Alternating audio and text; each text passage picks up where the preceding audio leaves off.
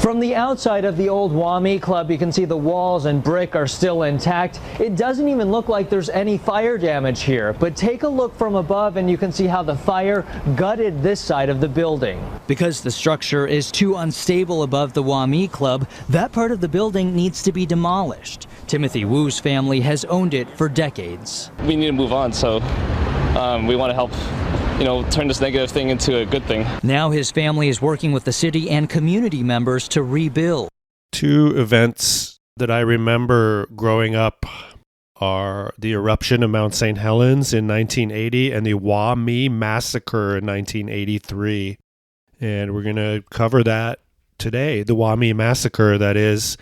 Now, I know this is a Seattle true crime podcast, but I do like to avoid the mass murders and stuff, so you're never, as I've said before, you'll never hear me talking about the two most prominent serial killers from the area that's been done to death, and I also won't discuss the musician that was murdered because that's too painful, and I know too many people that knew her. But Wah Mee, let's keep it short because it is this horrible mass murder. I'm mostly going to be cribbing from a book by Todd Matthews that came out about 10 years ago called Wah Mee. And the cover kind of explains it. One night in 1983, three young men walked into the oldest gambling club in Seattle's Chinatown to carry out a bold heist. When they walked away, they left behind 13 dead, one eyewitness, and an infamous chapter of Pacific Northwest history. That about sums it up. So that's the end of Doom Planet, episode 37, Wah Mee Massacre. No, just kidding. We'll talk about it a little bit. Always the personal connection gets me, puts me right there with this story. I guess my connection is that I always loved the International District. It's my favorite neighborhood by far. The wrecking ball missed many of these older buildings and so the character of the neighborhood was somewhat preserved, mostly because a lot of the buildings were owned by tongs or secret societies, criminal organizations, or really just it's like a club of businessmen. I mean, what is a club of businessmen other than that are plotting and scheming to make money other than a capitalist criminal organization? And so no one could ever figure out, developers were dying to buy these buildings. No one could figure out and or contact, the hundreds of possible owners living in China and Vancouver, Canada, and the United States. No one had been able to sort that out until recently. This book by Todd Matthews is awesome. I did contact him. I'm, doing an interview would have saved me some time. Just let him do the talking about Wah Mee. He's definitely he's a good writer. Definitely, he owns the domain name wahmee.com. So that's all you need to know. Go to wahmee.com or, look this up on Amazon. It was $3.99 on the Kindle. Jeff Bezos is a Satanist, but I've got to admit the Kindle is where I read most of my stuff, and I'm a voracious reader. Todd really... He's not an opinionator. He's just giving you the facts. And one thing about a lot of history books is that you read a history book and it's like, okay, the story of what happened, and then you get to the court documents, and then you're reading the same fucking story over again as told by the court, and you realize, oh, the first part of the book was just mostly grabbed from all these public documents. Wah Mee, the book, kind of does that, but Todd really pulls it off successfully. So he's going to tell the story of the three losers who murdered these people. And then the second part of the book is we talk about, what happened in court and whatnot. And, one of the guys, this happened a long time ago. Two of the guys are still serving life. The third conspirator has been paroled.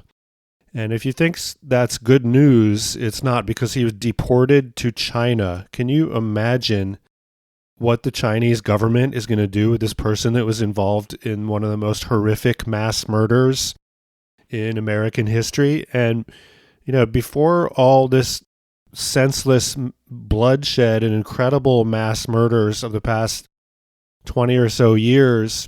The Wah Mee was one of the biggest slaughters, the biggest killings up to that point in history. You had the sniper in Austin killed a bunch of people and some other incidents, but this was huge.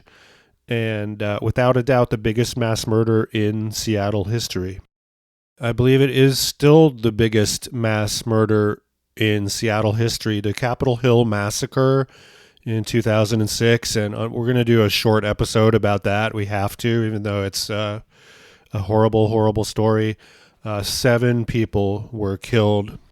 So anyway, long story short, February 18th, 1983, 3 losers rob the Wah Mee gambling club. They tie up 14 people, hog-tie them, and shoot them all in the head at almost point-blank range.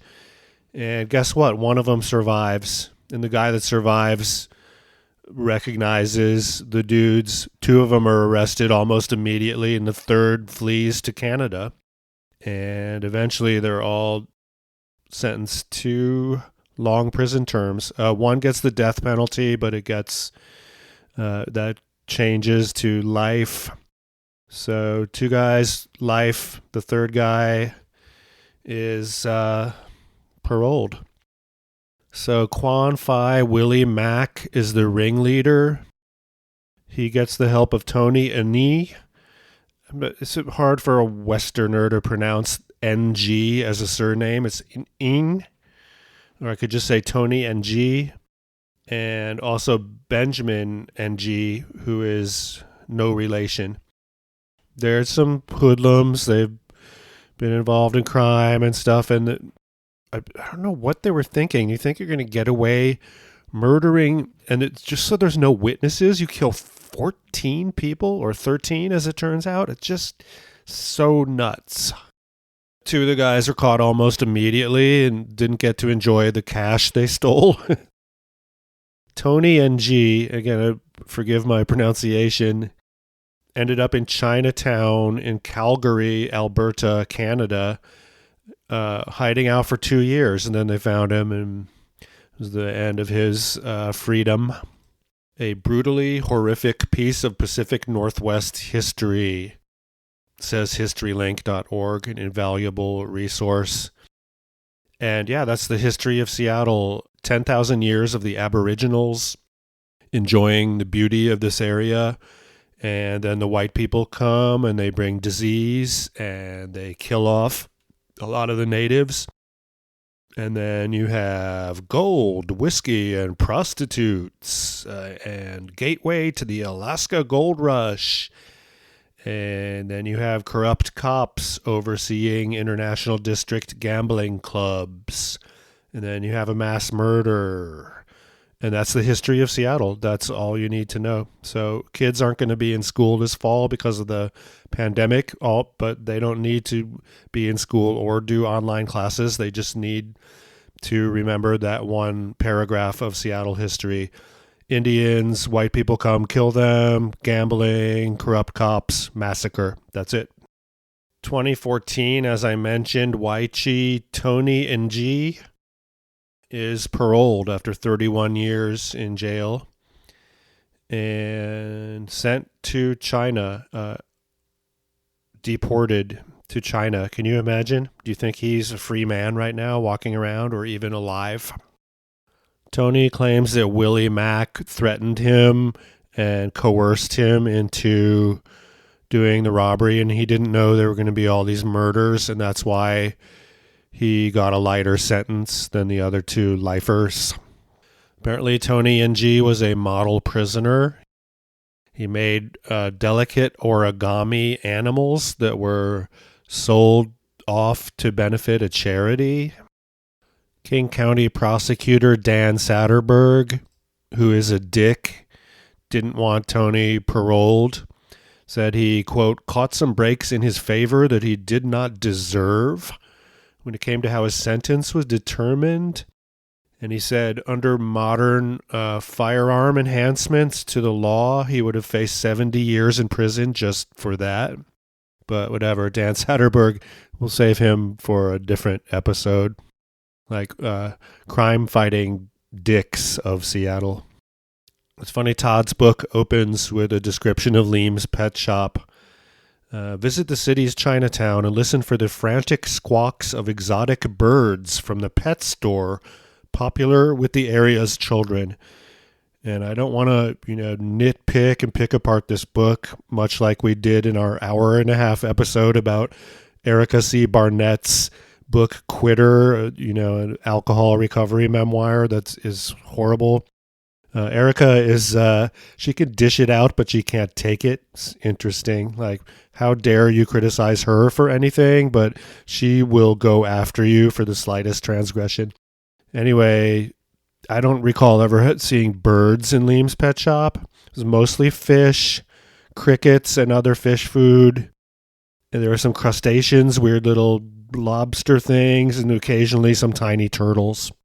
I do not recall birds. Also, they had those Siamese fighting fish that can't live together, so they're just sitting there in a fucking glass of water. It's kind of sad. My wife is an animal lover, and she doesn't like places like that. I thought it was awesome. It reminded me of a third world country, just the clutter and messiness. And so, yeah, the Blade Runner pet store, we used to call it. So, yeah, Doug does a great job with his research here. And, we're learning the building was built in 1909, the building that housed the Wah Mee. It was the Nelson Tagholm and Jensen tenement. There's 3 Scandinavian men, immigrants who ended up in Seattle and built the building. And as with every old structure in Seattle, there were prostitutes going in and out. It was this was like a boarding house. There were 120 tiny rooms, according to Doug. And so you have people, on their way to the gold rush, or people going to work in canneries in Alaska later on. And Doug says between the 20s and the 50s, Wah Mee was a, quote, classy, cinematically noir, very popular club. And times were wild. Seattle's kind of like an open town. And also obviously there was racism, but this was a time when you had black people and Asian people and white people all hanging out at these clubs and these speakeasies and having a great time.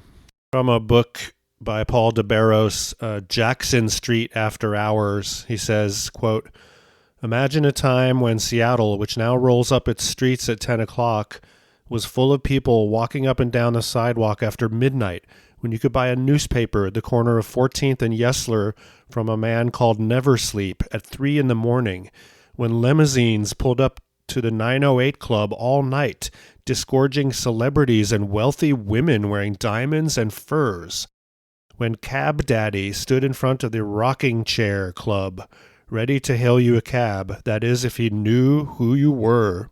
So some of the popular clubs around Chinatown were the New Chinatown, the Congo Club, the Blue Rose, the 411 Club, Ubangi, and the Wah Mee.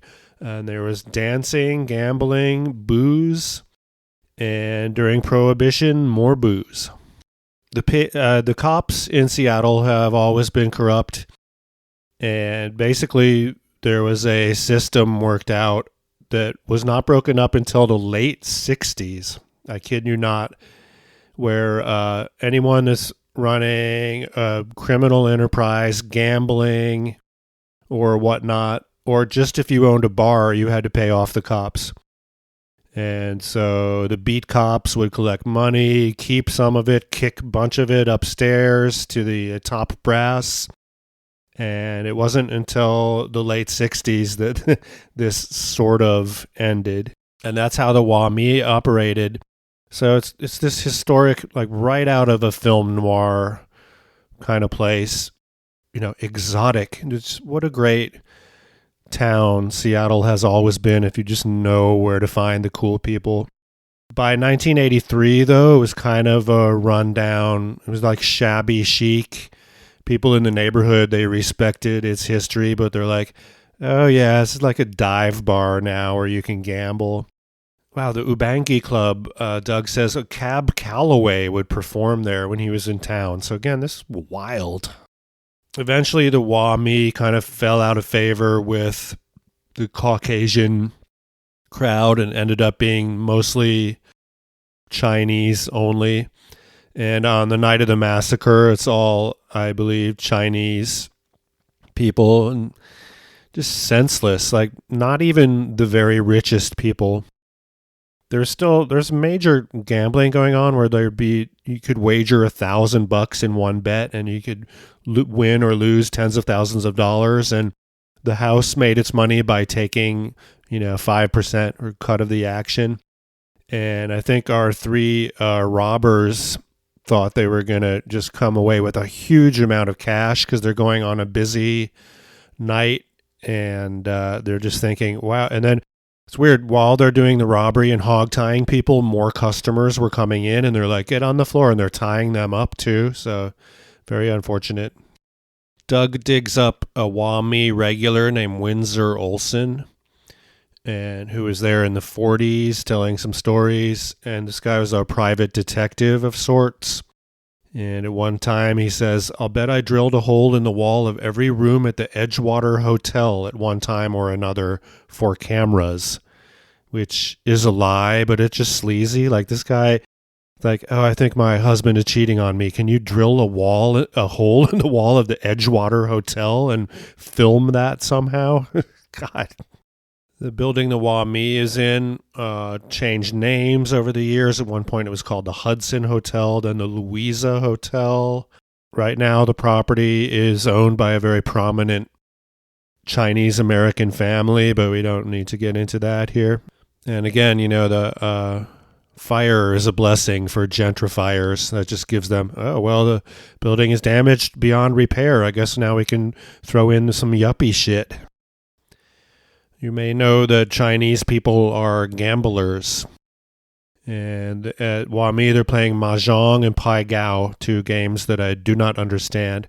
That's one vice I do not have, is gambling. So thank you, brain, for making the right decision on that one, at least. Ruby Chow was often a customer of the Wah Mee Club. She's maybe the most prominent member of the Asian community in Seattle, and she ended up being a city council person. And I'm pretty sure that Bruce Lee worked at one of her restaurants. Doug digs up that the entire building, this is a huge building in downtown Seattle, by the way, was appraised by King County at $1.89 million in 2010. And Jack Wu, the owner at the time, was paying $20,000 in property taxes. These three murderers are losers. In 1978, one of them was picked up by the cops for robbing a 10-year-old boy. I'm sorry, an 11-year-old boy. And in 1981, Najee, and again, there's two of those, it gets confusing, not related, same surname, was involved in a shooting in Rainier Valley in which 4 young men were injured. So the day before the planned robbery, Tony and G changed his mind. He's the guy that would get paroled. He borrowed $1,000 from his girlfriend to pay back Mac. So because that Mac was extorting him, like, you got to rob this place, you owe me $1,000. So he showed up saying, okay, here's the money, I can't do this robbery. And then the dialogue might be made up here, but Mac says, you got to go. If you tell the police, I'll kill you. If you back out now, I'll shoot you, your family, your girlfriend, and burn down your parents' restaurant. Now go home. I'll pick you up later. If you're not home, I'm going to kill you. And that's when he made a bad decision. If I was confronted with that, I'd be like, I'm just going to leave this city and move to a different part of the world. And again, in 1967, a bar owner was fed up with paying off the cops, and he complained to the FBI, and so they set up a task force, and there were 2 reports. One was confidential, and the public one said, yes, there are a few bad apples in the police department, and the confidential one that came out later said that corruption was rife among everyone in the force, and that the assistant chief of police was the ringleader. Beat cops could make $2,000 a month. There's a guy, Jay Chambliss, between 1962 and 1967. According to the Wah Mee book, he hung out at gambling clubs and speakeasies to learn about the city's tolerance policy or bribing cops. Then he wrote a book, On the Take, From Petty Crooks to Presidents. He'd been in Seattle 2 days when a cab driver said, you can get anything you want in Seattle if you've got the bread. And I think that applies now. And Jeff Bezos and Bill Gates, they literally can get, now I'm not saying they can get anything. They have unlimited amounts of money. I've heard rumors of what is a giant daisy chain of 30, 40, 19, 20-year-old girls in this gymnasium covered with pillow. It's orgy. Ugh, so sick. And they're all getting paid 10 grand for one night doing this bizarre rich. Ugh. Again, I can't confirm that. And again, wahmee.com. Todd Matthews is the owner of that digital space, and that's where you can find out about his book. And he's also a freelance writer, has written a bunch of good stuff for lots of other publications. I highly recommend this book. It's well written. It's a great piece of Seattle history. And, God, the gruesome... So they hog-tie these people, shoot them in the head. One guy, this old guy, survives and manages to crawl out of the club onto the street. It's interesting, a Seattle Times reporter, a crowd gathers almost immediately. A Seattle Times reporter, an enterprising reporter, goes into the building across the alley and knocks on some guy's door and says, hey, I want to take a photo. I'm from the Seattle Times. And the guy's like, yes, I've been watching this. And so there's this iconic photo shot from above of these cops taking out a body bag. The actual crime scene photos exist because they come up in court and no one wants to see that shit. But again, just there's like a puddle of blood, rivers of blood, and just senseless. Really, just for money, you're going to kill 13 people? Just a mental illness, a lapse in judgment that is always coming back to connecting me somehow to whatever crime we're talking about. One of these guys lived literally 2 blocks away from where the Doom Planet podcast recording studio is now. So small world. I looked it up on Google Maps and I'm like, oh yeah, that's 2 blocks down the street. Oh my God. So Todd went to the University of Washington and he lists the Washington Free Press. I didn't catch that until just now as one of the places he's worked for. I literally started that paper with another person. And so that's a different story. I only lasted 3 issues. I was fired from my own newspaper, but and then I made the guy, my former partner, sign this thing where they had to pay me $50 every time they published an issue of the paper, and they did that for like a year or two, and there's these broke-ass hippies doing that, and I'm not much of a businessman. Eventually, I just wrote him a letter and said, okay, you don't have to pay me this. I'm happy this newspaper has survived, and it did survive for many years. It's like a left-wing environmentalist sort of alternative monthly and then quarterly paper. So, small world. So we'll wrap this up here talking about Bernie Lau. Why would we do that? Well, on KUOW in 2015, he wrote a story called I Didn't Kill Benjamin Najee, but Maybe I Should Have. So this guy claims that Seattle homicide detectives contacted him asking if he knew about Benjamin Najee. A week before he was contacted, 2 women were murdered in their home in Beacon Hill. Someone hog-tied them and wrapped duct tape around their heads and covering their mouths and noses, and they shot them in the head. Now, I don't know if these murders were ever directly linked to these guys, but it's pretty grim. The cops said the 2 men, Benjamin Najee and Kwan Willie Mack, had killed the women. So Homicide asks this guy to find Benjamin McGee, and he spots him driving around Chinatown in front of Tai Tung Restaurant. He said, "Police officer, keep your hands on the steering wheel." Then a few days later, Bernie Lau, it's a Seattle cop, sees Benjamin McGee, and Benjamin invites him to have dinner. So they sit at the Atlas Cafe, and he ordered clams with black bean sauce. Oh, so good. It's actually a specialty you'll see in some restaurants down there. You see whole families, like whole tables eating that, either as a main course or just as part of a giant feast. Then Benjamin says, "No, I didn't kill the two old ladies." And then even later, Tony is sitting in a restaurant. He's sampling the hot pepper oil and yellow Chinese mustard. Quote, "I always did that. A sip of cold beer, a scoop or two of the very hot pepper oil mixed with the Chinese mustard, then another sip of cold beer. That was my ritual as I waited for my food to arrive." Then the waiter comes and he brings rock cod, steamed lap chong, baby bok choy, and steamed rice. And first he eats the eyes of the rock cod. Very good for your health. Then he eats the cheeks, the most tender part of the fish.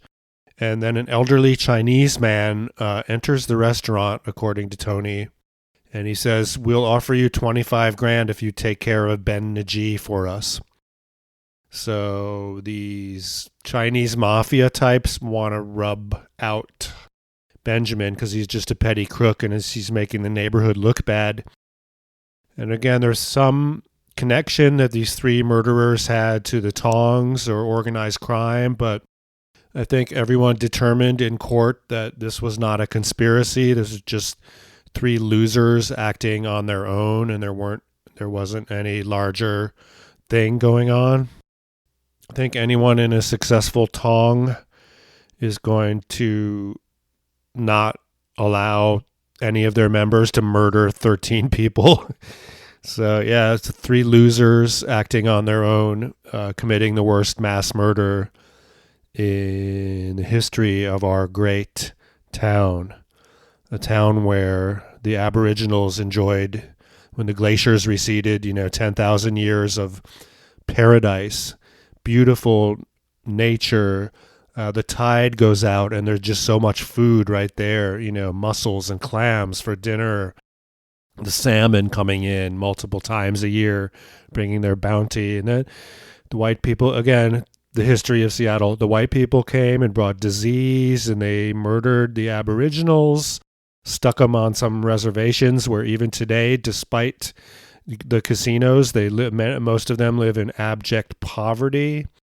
And then some people were massacred at a gambling club. The end. So Tony, after the massacre, he's an eyewitness. He's in there as a cop. Vomit. They're lying before me on the ground with blood oozing from head wounds, with vomit spilling from their mouths, trousers defecated in. I recognize people I knew. And he's like, "I should have killed this guy. Like, I thought I was making the right life decision, not taking this murder for hire job, but I should have killed this guy. I could have prevented this mass murder." All trails lead to Bernie Lau. Now, this is from his self-published book, Dance with the Devil, Memoirs of an Undercover Narcotics Detective. And I've got to tell you, the book is awesome. It's super well written. I'm actually only, he's still talking, I'm only up to the part where he's talking about his childhood in Hawaii, but it could all be fiction, but it's just awesome, super well written. You can tell it's self-published because there's two covers I found, the current cover and the cover that you see on Amazon, and super amateurish and horrible artwork. That's a sign. But so I was expecting the worst, but no, I mean, this guy's a really good writer. He's had a very interesting life. I highly recommend this book too. It's actually free if you're an Amazon Prime member. You have Kindle Unlimited where all the shittier books are free. Dance with the Devil, Memoirs of an Undercover Narcotics Detective by Bernie Lau. Okay, that's it. I'm glad to wrap up this episode 37 of the Doomed Planet podcast, the Wah Mee massacre and whatnot. Again, wahmee.com. I encourage you to get that book. It's good stuff. You can find out more at doomedplanet.com. You can contact us, doomedplanetpod@gmail.com. And goodbye. 5, 6, 7, 8. Goodbye. This is the end of the song.